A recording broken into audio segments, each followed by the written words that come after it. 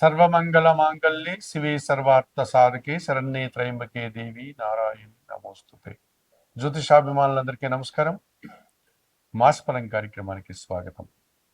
2025 September మాసంలో 12 రాసుల వారి యొక్క మాస ఫలితాలు.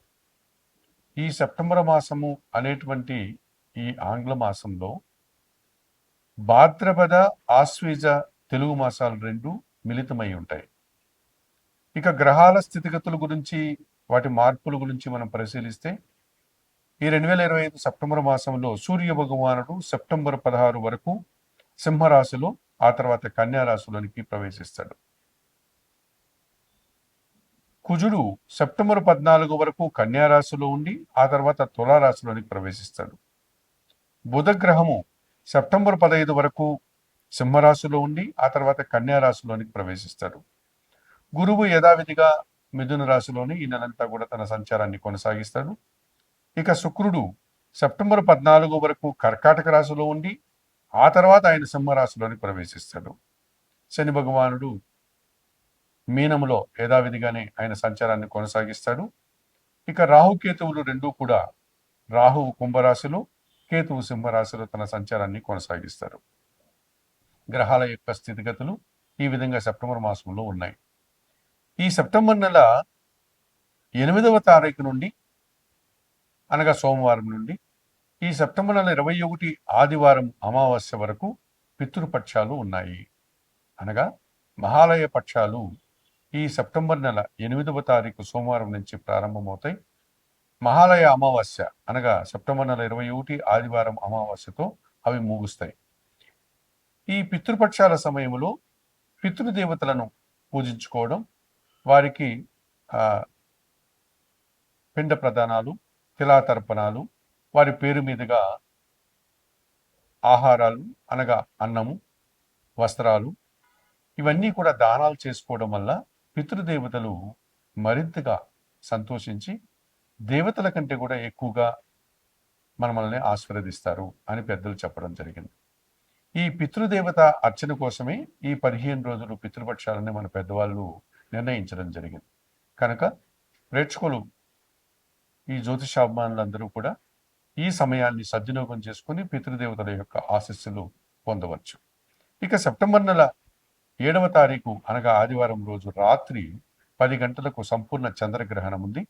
అది పూర్వభద్ర నక్షత్రంలో కుంభరాశిలో రాహుగ్రస్త చంద్రగ్రహణం ఏర్పడుతుంది. సెప్టెంబర్ నెల 7వ తారీఖు ఆదివారం రాత్రి 10 గంటలకు ప్రారంభమయ్యేటువంటి ఈ సంపూర్ణ చంద్రగ్రహణం 8వ తారీఖు అనగా సోమవారం తెల్లవారుజాములో 1:20 ఈ చంద్రగ్రహణం ముగుస్తుంది. అనగా చంద్రగ్రహణం యొక్క పూర్తి నిడివి 3:20. 7వ తారీఖు రాత్రి 10 గంటలకు ప్రారంభమై 8వ తారీఖు 1:20 చంద్రగ్రహణం పూర్తవుతుంది. ఈ చంద్రగ్రహణం రాత్రిపూట అవుతోంది. ఆ రోజు పౌర్ణమి కనుక ఎవరికి ఎటువంటి సమస్యలు రావడానికి అవకాశం లేదు. అయితే చంద్రగ్రహణ సమయానికి ముందుగానే అందరూ ఆహారాది కార్యక్రమాలంతా ముగించుకొని ప్రశాంతంగా నిద్రపోవచ్చు. ఎవరైనా చంద్రగ్రహణ సమయంలో మేలుకొని ఉండే సందర్భం ఏర్పడితే వారు, ఇది రాహుగ్రస్త చంద్రగ్రహణం పూర్వభాద్రలో ఏర్పడుతోంది కనుక దక్షిణామూర్తి శ్లోకాలు చదువుకోవడం, అలాగే శ్రీదేవి కట్కమాల స్తోత్రం కానీ, శ్రీ సూక్తం కానీ చదువుకోండి. లలిత సహస్రనామ స్తోత్రాన్ని చదువుకోవడం వల్ల వారు కాస్త ప్రశాంతంగా ఉండగలుగుతారు.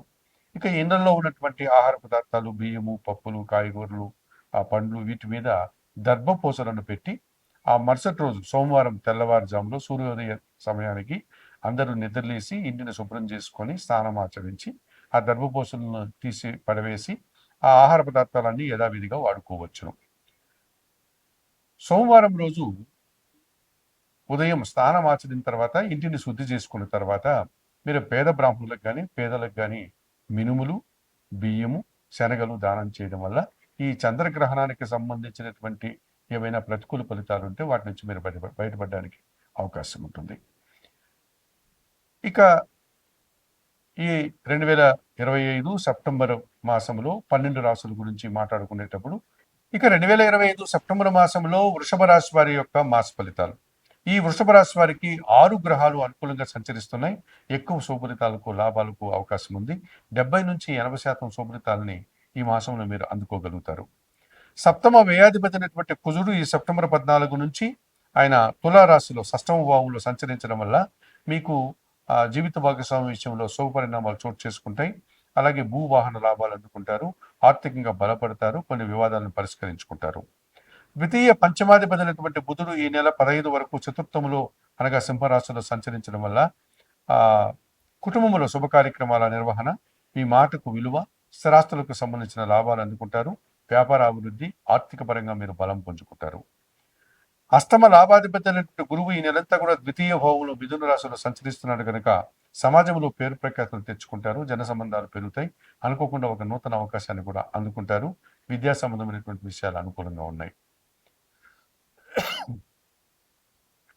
జన్మరాశ్యాధిపతి షష్టాధిపతి అయినటువంటి శుక్రుడు ఈ నెలంతా కూడా తృతీయంలోను చతుర్థంలో అనగా కర్కాటక సింహరాశుల్లో సంచరించడం వల్ల జన సహకారం బాగా ఉంటుంది. ముఖ్యంగా స్త్రీజన సహకారంతో వృత్తి ఉద్యోగ వ్యాపారాల్లో అభివృద్ధిని సాధిస్తారు. కుటుంబంలో శుభ కార్యక్రమాలు నిర్వహిస్తారు. విందు వినోదాల్లో పాల్గొంటారు. ఇక భాగ్య దశమాధిపతి అయినటువంటి శని లాభములో మీనరాశిలో సంచరిస్తున్నాడు. వృషభ రాశి వారికి అది లాభభావం కనుక వృత్తి ఉద్యోగ వ్యాపారాల్లో అభివృద్ధిని సాధిస్తారు. పనివారి సహకారంతో వ్యవసాయ రంగంలో కూడా మంచి లాభాలు అందుకుంటారు. దశమంలో కుంభరాశిలో రాహువు సంచరిస్తున్నాడు. వృత్తి ఉద్యోగ వ్యాపారాల్లో నూతన అవకాశాలు కానీ, నూతన వ్యక్తుల వల్ల లాభం కానీ, అధికారుల వల్ల అభినందనలు కానీ అందుకుంటారు. విదేశీ వ్యవహారాలు కూడా మీకు అనుకూలంగా ఉన్నాయి. ఈ రకంగా వృషభ రాశి వారికి సెప్టెంబర్ మాసంలో కుజుడు, బుధుడు, గురువు, శుక్రుడు, శని, రాహువు 6 గ్రహాలు అనుకూలంగా సంచరిస్తూ ఎక్కువ శుభలితాలను అందిస్తున్నాయి. అలాగే చతుర్థములో రవి ఈ సెప్టెంబర్ మాసం అంతా కూడా చతుర్థ పంచమ భావాల్లో అనగా సింహ కన్యా రాశుల్లో సంచరించడం వల్ల కుటుంబంలో తండ్రి గారి ఆరోగ్యం విషయంలో జాగ్రత్తలు తీసుకోవాల్సిన అవసరం ఉంది. అధికారులతో మనస్పర్ధలు కానీ, అభిప్రాయ భేదాలకు కానీ అవకాశం ఉంది.